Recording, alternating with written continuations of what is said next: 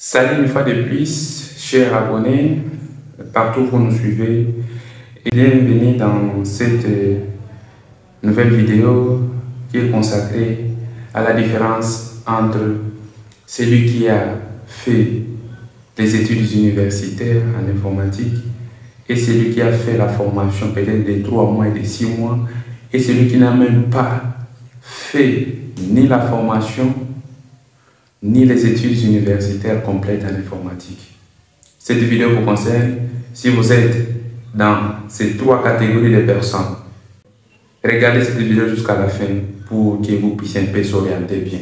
On commence d'abord par celui qui a fait les études complètes universitaires de l'informatique, peut-être 3 ans, peut-être 6 et 5 ans. Ça dépend du système d'enseignement où vous vous trouvez, peut-être si LM2 ou autre système d'enseignement selon le pays. Il y a celui qui a fait juste la formation dans un centre de formation. Il a juste son brevet de formation, bien certificat. Il a quand même des connaissances. Il y a celui-même qui n'a pas ni certificat, ni diplôme en informatique. Il a quand même des connaissances. Maintenant, comment ces 3 catégories de personnes se différencient? Celui qui a fait les 5 ans, peut-être 3 ans d'université, a une connaissance complète, malgré peut-être il n'a pas la pratique.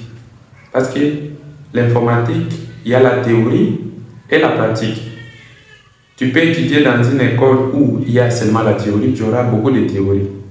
Tu peux étudier dans une école où il y a la pratique, tu peux mélanger la pratique et la théorie. Là, tu es excellent informaticien. Le problème ici chez nous en Afrique est que tu peux voir une institution où il y a l'informatique et non même pas des machines, des équipements capables à faciliter aux étudiants l'apprentissage dans ces domaines.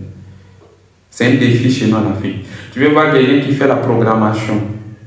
Il fait l'université, il n'a même pas une machine. Il fait la programmation sur le papier. Là, ça ne peut pas aller. Tu peux voir aussi celui qui a fait la formation, si c'est des 3 mois, si c'est des 6 mois, il a toute une connaissance. Il maîtrise vraiment l'ordinateur. Cela veut dire qu'il a la machine. Il fait d'autant de pratique. Parce que l'informatique, c'est la pratique. Quelqu'un qui fait beaucoup la pratique aura plus de connaissances que celui qui a étudié. C'est par là que tu peux voir que aujourd'hui, quelqu'un qui a fait la formation néglige celui qui a fait les 5 ans d'université. C'est à ce niveau-là. Il y a l'autre personne qui n'a même pas étudié, qui n'a même pas suivi une formation, ou il n'a même pas un brevet informatique ou bien un certificat informatique, mais il a la connaissance. Comment il a cette connaissance? Peut-être par observation. Peut-être il a quelqu'un qui a fait l'informatique, a un diplôme, il est en train de l'orienter. Fais ceci. On fait ceci pour imprimer, on fait ceci. Pour allumer la machine, on fait ceci. Pour saisir au clavier, on fait ceci. Pour faire ceci, saisir Word, Excel. Petit à petit, cette personne aura une connaissance, mais il ne saura jamais comment s'en sortir en informatique. C'est pour vous dire qu'entre ces trois personnes, je voulais un peu vous demander d'abord en commentaire, entre ces 3 personnes, donnez-moi celui qui a une base en informatique, plus que l'autre. Celui qui a fait les 3 ans ou bien 5 ans d'université, celui qui a fait 3 mois ou bien 6 mois de formation dans un centre informatique, et celui qui n'a même pas ni fait l'université, ni fait la formation, mais il a une connaissance, une expérience peut-être de 12 ans en informatique.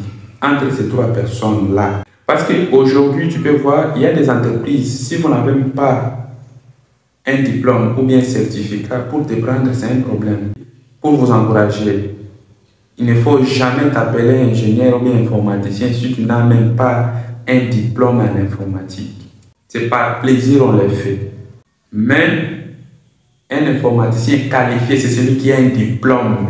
Je me résume en disant, un informaticien qualifié, c'est quelqu'un qui a un diplôme. Si tu vois, tu as une connaissance en informatique, tu as votre machine, tu as votre imprimante, tu es informaticien, mais si tu n'as pas un diplôme, tu es un informaticien disqualifié, tu n'es pas qualifié. Même si tu crées quoi que ce soit en informatique, il faut étudier, il faut avoir un diplôme. Malgré qu'on dit que même celui qui a étudié ne maîtrise pas l'ordinateur, c'est une étude d'étudiant. Non, moi je ne peux pas vous décourager, il faut étudier. Cherche une école où tu peux apprendre l'informatique complète. Parce que beaucoup aujourd'hui sont dans des confusions. Même celui qui n'a pas étudié, il agit sur la machine.